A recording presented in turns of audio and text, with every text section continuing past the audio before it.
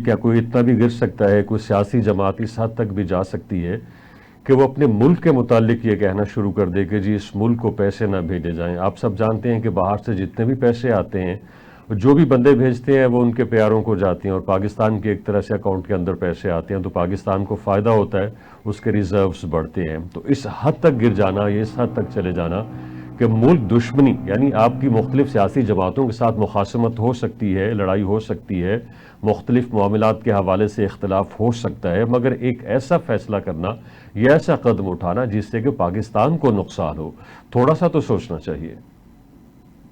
देखिए, इन सोचों से वो बहुत दूर जा चुके हैं। और मुझे, अगर मैं यूं कहूं कि कल की हाफिज नईमुर रहमान साहब की जो तकरीर थी गजा मार्च के हवाले से, तो उसमें भी उन्होंने ये कहा था कि वो कौन है आखिर, और वो अपोजिशन जो इसराइल की मजम्मत नहीं कर सकती।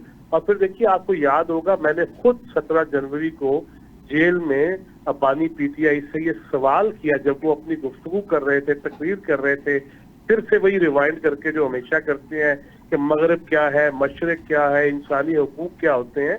तो उस पर मैंने उन्हें कहा था कि इमरान, आप ये बताएं कि आप ये जो इंसानियत की बातें कर रहे हैं, ह्यूमन राइट्स की बातें कर रहे हैं, तो आपको इसराइल के मजालिम नजर नहीं आ रहे फलस्तीन पे, गाजा पे और उनकी शहादतों पे? तो आप इसराइल की मजम्मत क्यों नहीं करते? एग्जैक्ट मेरी ये वर्डिंग थी। और जिसके बाद उन्होंने कंधे जो है मजीद वो ढलके और गुस्से में कहा, ये कोई बात है, ये कोई सवाल है?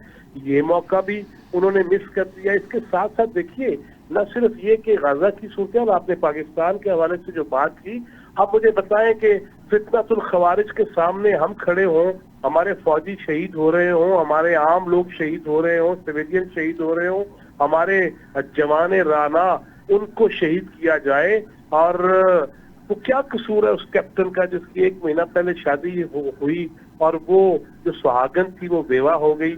और क्या कसूर है उन नौजवानों का जो हमारी सरहदों की हिफाजत कर रहे होते हैं और फितनों के खिलाफ जो है वो उनके पीछे चढ़े होते हैं?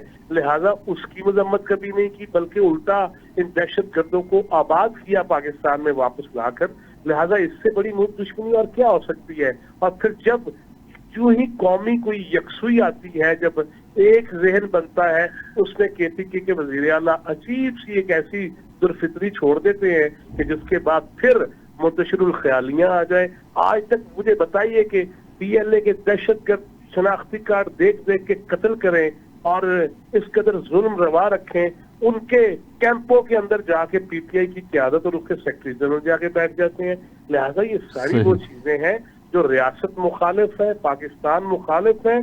और इससे पाकिस्तान तो इंशाल्लाह उसको तो कोई ऐसी चीज नहीं होगी जो इनके जहन में है, जो परागंदगी है, लेकिन इनके चेहरे तो बेनकाब हो गए ना।